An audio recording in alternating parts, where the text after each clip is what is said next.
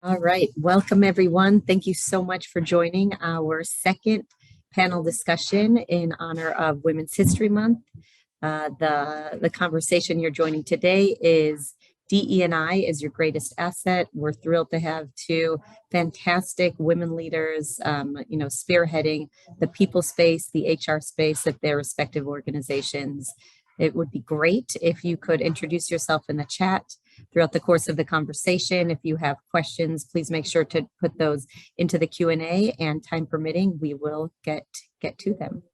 So again, thanks so much to everyone that's joining us. If you could introduce yourself in the chat, it's really nice for us to have a sense of who we're speaking to and with.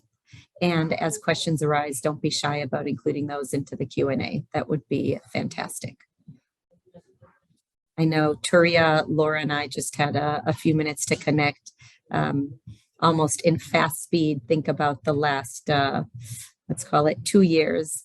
And there's been so much change. So it'll be really nice to put a spotlight on some of the amazing efforts that both Turiya and Laura, spearheading Jellyvision and 3Q Digital's people team, have put into practice.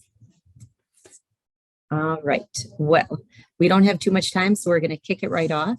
I'm going to take a moment to introduce our featured speakers, and then we'll jump into the panel discussion. Turiya Gray is a strategic HR leader with progressive hands-on experience in various industries. She currently serves as Jellyvision's Chief People Officer.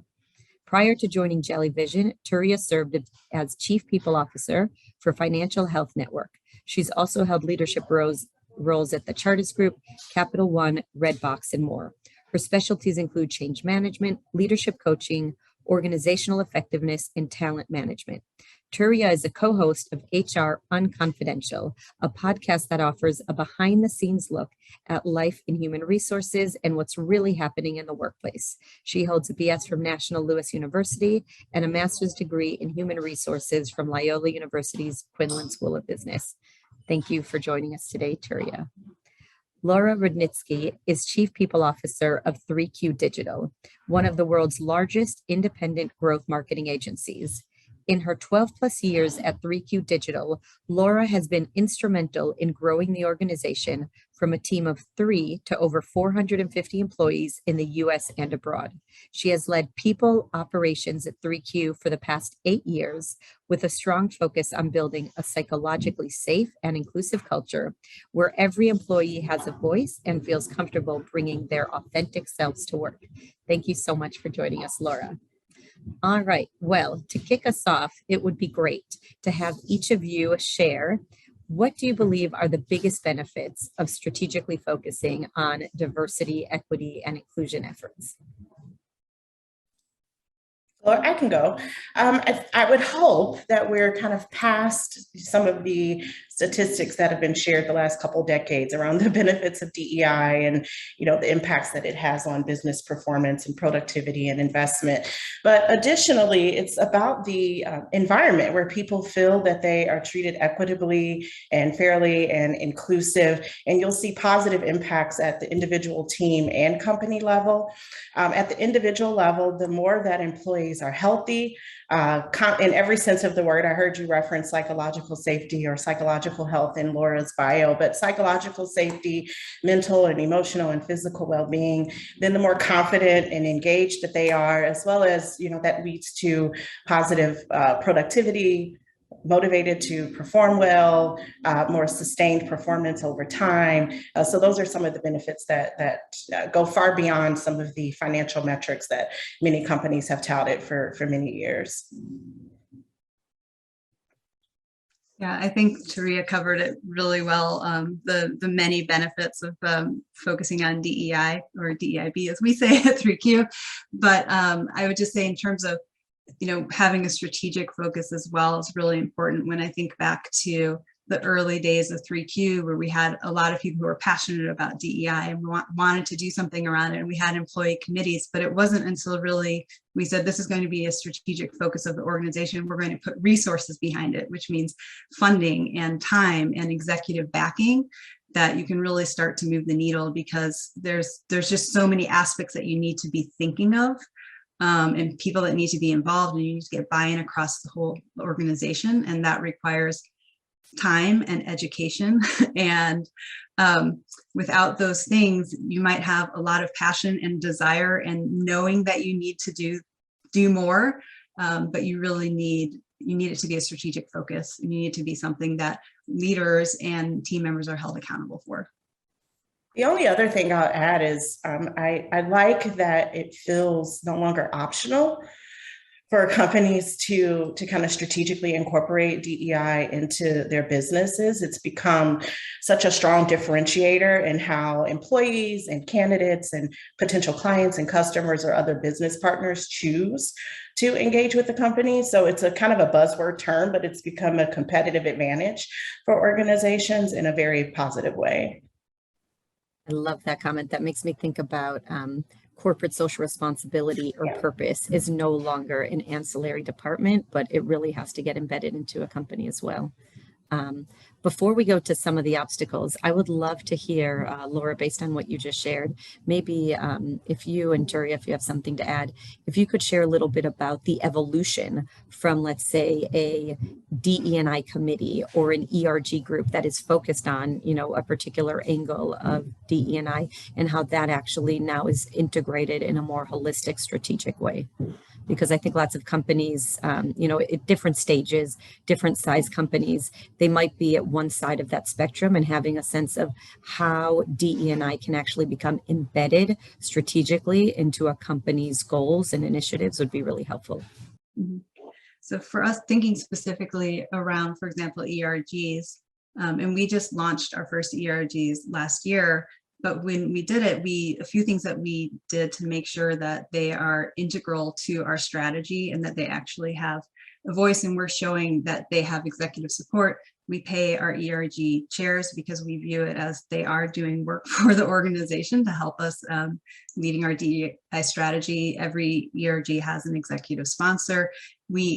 In working on the charters with the ERGs, we wanted to make sure that they understood that part of their role is to help us be evaluating our policies, our processes, helping us with talent acquisition, thinking about ways that we can be embedding DEI in every aspect of the employee journey, and who better to help us with that than members of these communities, because there's only so much that we as a leadership team know from our own experiences and our own studies and education, but to actually have the gift of having employees who can tell us, like, hey, these benefits aren't inclusive. You know, I don't feel like I'm represented, or I don't see myself in leadership. That's a problem. They can really help us take it to the next level. I would agree with Laura. I think the way that we're just embedding DEI kind of core principles, practices, and commitments into our way of being, and it's not some separate kind of HR-led initiative that sits off to the side and kind of shows up, you know, during certain moments of celebration or cultural recognition, like Women's History Month, is certainly an evolution that I've seen. Another evolution that I've seen over the last couple decades, and I feel this way about DEI, but also about employee engagement. You know, when we first started talking about the importance of diversity and employee engagement, the benefits of that, or the why behind it, were still very kind of company focused. It was about the more engaged your people are, the more diversity you have, the better business results you have. And here's the cost, or the increased, you know, revenue or profit that you can gain from it, which is not bad. You know, organizations are in business to make money and be sustainable. But the flip that I've seen to have those efforts be a lot more people centric, and say the positive business results of higher engagement or higher diversity or more equitable and inclusive workforce is, yes, a positive outcome. But the reason why we're doing it is because it's simply the right way to actually treat people. And we can all agree that we just really want people to be able to work in healthy and safe environments where they can thrive and flourish, is an evolution that I've seen organizations take maybe over the last several years that I've been pretty pleased by. Great, thank you. I think that's probably helpful for folks as they're thinking about what D&I looks like in their own firms. Well, some of the things you guys have discussed clearly takes a lot of people, time, commitment. So I'd love if you could share a little bit about some of the greatest challenges that each of you, or the obstacles that you have experienced in leading these DE&I efforts. So I can start early on. Like I said, I think we had challenges with not getting enough backing to have it be taken seriously as something that we needed to do, a strategic priority for the organization. And I'm really happy that it is now. I think also sometimes some of the efforts that we have around, for example, talent acquisition, when you're in the middle of a really challenging talent market, sometimes there's a bit of a struggle between, do we have the time to go through the process, make sure we're having a diverse slate of candidates, make sure that we are forming partnerships with different organizations that can provide a more diverse pipeline of candidates when we have immediate recs that we need to fill, and we have a lot of them. And so there can sometimes be that sort of conflict of interest. I would say that right now is probably one of the biggest challenges. That's definitely a challenge we're experiencing as well. And the other challenge that I found is, whenever you talk about launching or trying to build out a diversity, equity, inclusion strategy or program, we kind of jump to recruiting. Despite what Laura and I are experiencing on the recruiting front, it feels like the natural, easy place to start. Let's recruit more diverse people and increase representation in the areas that our data shows us that we have underrepresentation. But the obstacle has been, we haven't really balanced that with a focus on the E and the I, right? Like the equity and inclusion, and looking inwardly is probably the hardest part of the work, to kind of ask yourselves, how did we get here? There's not always very tangible things that you can point to say, why aren't we as diverse as we should be? Or what should we be listening to or understanding about our culture to identify where we haven't been as inclusive or equitable? And that just requires a level of discomfort and holding the mirror up and challenging the status quo and asking questions about leadership capabilities and, decisions or things that we've done in the past that perhaps haven't served underrepresented populations. And I think not just at my current organization, but at many organizations, that's been a bit of a challenge. And when it gets hard, quite honestly, majority groups have an opt-out.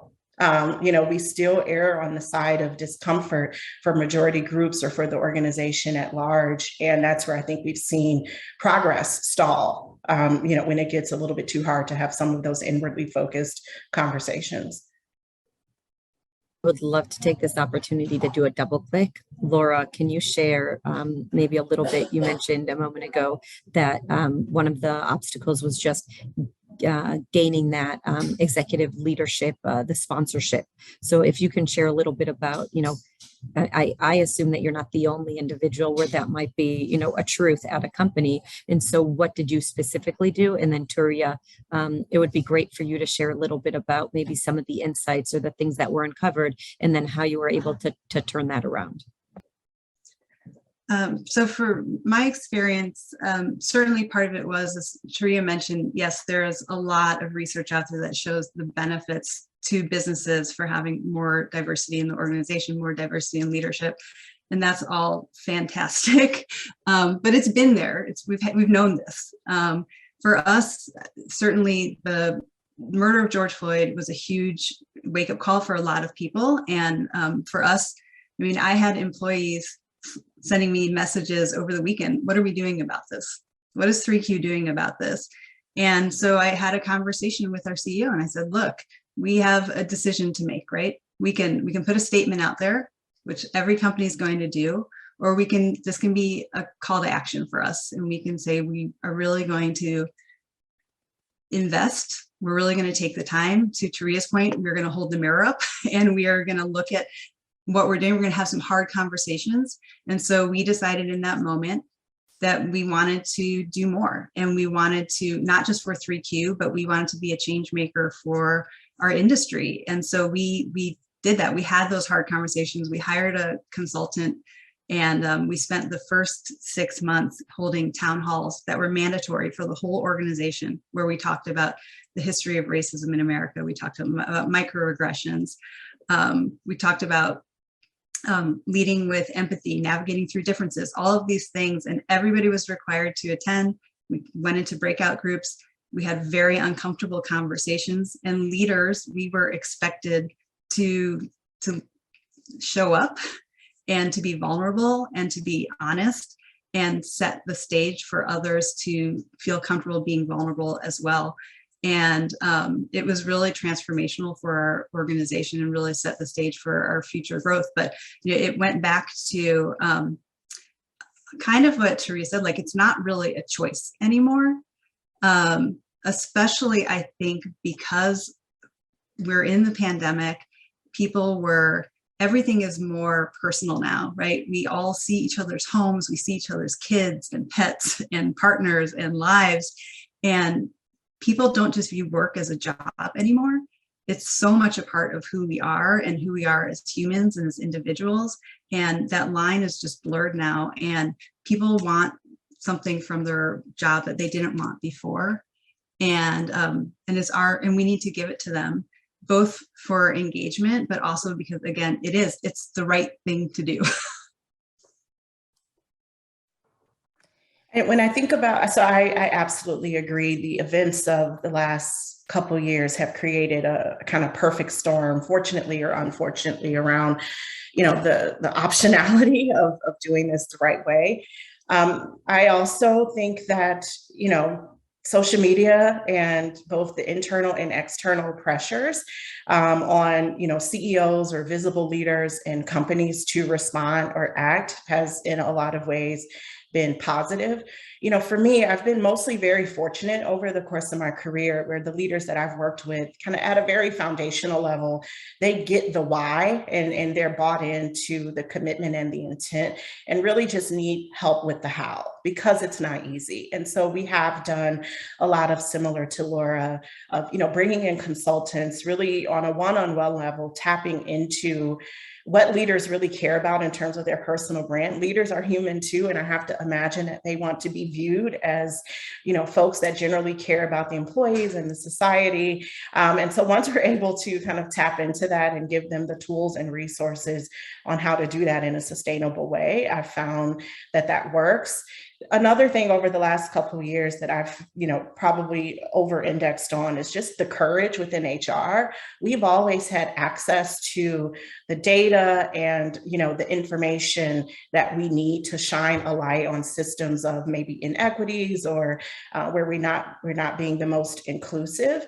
And, quite honestly, I don't know that HR has always leaned into that because, again, we're human too, and it takes a lot to be the person in the room that says, hey, maybe the way we're talking about performance is not the most equitable or inclusive, or to name moments of microaggressions or inequities. And so, really partnering with HR colleagues to understand, how are you doing this? How are you stepping outside of your comfort zone? How are you leveraging, data and all of the information that we have at our fingertips to move the needle and influence day-to-day decisions that we come across all the time in our jobs, and have it not be attached to this big DEI thing. It's just, I'm going to show up to this performance meeting and ask these questions because I know, that it will be impactful and maybe spark a different level of insight. Is just another area that I found working, is really arming HR professionals with the tools and resources and courage and support they need to kind of push the needle in their day-to-day interactions. Great, thank you. Now I would love to, with all this conversation, at the end of the day, Turiya, you mentioned this earlier, right? You're in service of a business, of a company, right? And there are KPIs or objectives that company needs to meet. So I would love to have each of you share a little bit on how you're actually measuring the success of diversity, equity, and inclusion, and belonging. Laura, in your case, what does that mean? Is it retention? Is it satisfaction? Is Is it productivity? Is it a combination? And maybe if you could double click for us so that we can get maybe like the first level response, but then also like, how does it actually, the how do you actually bring that to life? So I would say for us, we're in probably phase one of the data stage in terms of we've started tracking, obviously, some metrics around talent acquisition and are we bringing in diverse candidates, what percentage of candidates are moving forward at different stages, as well as we do a lot of employee surveys. So through our employee voice surveys, we're able to track the sentiments around inclusion and belonging. So asking questions of employees such as questions around psychological safety, questions around innovation, questions around how they feel in terms of bringing their authentic selves to life. And then we're able to, view those results by gender, by ethnicity, by race, by age, etc. So we can see, are there pockets of certain communities that we need to maybe address where we aren't meeting our expectations. But I think that the next level that we plan to get to is to start having leaders be held accountable for some of these metrics. So right now we're tracking them. We just released our first impact report. That's sort of our benchmark, but now we want to see improvements, and then we need to hold leaders accountable. So if we have certain metrics around acquisition or retention, again, I think we've talked about, it can't just all be on the HR and people team. It's got to be everyone, but where the accountability lies is at the leadership level. We're in a very similar stage. When I joined Jellyvision last summer, we were able to do a bit of a refresh on our DEI strategy and started this year with the kind of newly defined vision and DER strategy and set of 2022 initiatives. And we've got all of the kind of standard metrics that Laura mentioned attached to each of those initiatives. We're measuring representation. We're able to kind of disaggregate the candidate pipeline by various stages to see where our dropout rates and potential instances of blind spots or biases. We're measuring the effectiveness and feedback of some of the DEI trainings that we're offering quarterly. And then we're also collecting qualitative insights through confidential focus groups and things like that. We do an annual engagement survey that shone a light on a couple specific aspects of an inclusive culture that we're action planning against, and have a plan for pulse surveys throughout the year until the next annual survey to kind of measure and track sentiment around that and how it's improving. And then the next phase for us is certainly how we tie it to kind of leadership, incentives, attributes, and behaviors at the organization. Excellent, thank you. Laura, question for you. I know that recently 3Q published your 2022 Diversity, Equity, and Inclusion and Belonging Report. Can you expand a little bit on adding the B, the belonging, and the steps that it took to bring that to life? Yeah, the belonging really is focusing on that aspect of psychological safety. So it's not just about bringing diverse people and voices into the organization, ensuring that we have equitable practices and policies and pay, ensuring that everybody feels included, but it's actually, do they feel safe to be themselves? Do they feel that they can bring their authentic selves to work and not have any fear of repercussions, whether that's a working parent who, maybe in some places might be afraid of leaving early every day to pick up their kids. Like, how is that going to affect my career progression? That shouldn't affect your career progression. It's part of who you are. It's something you have to do. And we want to support you in that. It's about employees not having to hide if they have a partner of the same sex and feeling free to speak about their authentic self. So we do a lot around training our managers on psychological safety. We talk about it regularly in the organization. One of our core values is be inclusive, and through those, we will measure people. For example, if managers, if we see in our employee voice surveys that teams are not feeling included or belonging, like we will go to the manager. And we have a psychological safety coaching program that we'll put managers through if their teams are not feeling psychologically safe. So again, it's about holding people accountable, but we want to make it clear that it's not just about bringing people into the organization and having them be included, but we want to make sure that everybody who's here feels comfortable being who they truly are, and that there will be no negative implications if they do bring their true selves to work. Great, thank you. Well, I know we only have a few minutes left, so companies are at all different phases and stages in incorporating DE&I into their own organizations. I'd love it if each of you could share maybe one or two of the most impactful DE&I initiatives that your company has put forth and why.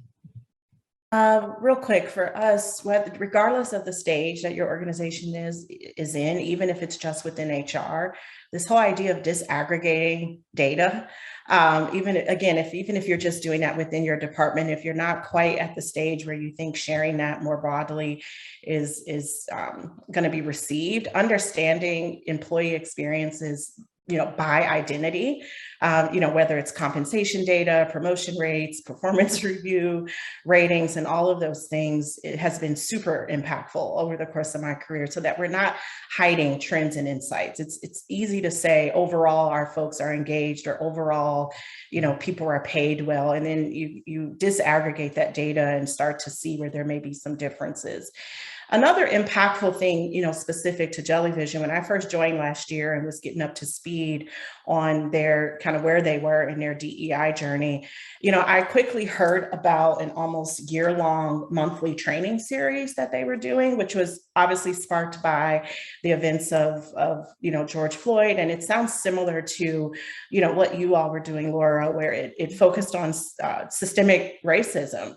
And not only was the content good, but for me, it told a story of like, oh, we're willing to go there. This is an organization that is already having some pretty bold, impactful conversations. And so if they can get on a Zoom every month as a company and talk about systemic oppression and racism, then, me coming in and pushing different ways to, enhance a culture of inclusion and equity, should be pretty easy. So I thought it was impactful, not only from an education and content perspective, but it set a tone of, what we were willing to do to meet our DEI commitments. And I found that very impactful, just as an employee, but also as a new HR leader that's coming in and trying to figure out how I meet the organization where they are, but also push in the necessary ways.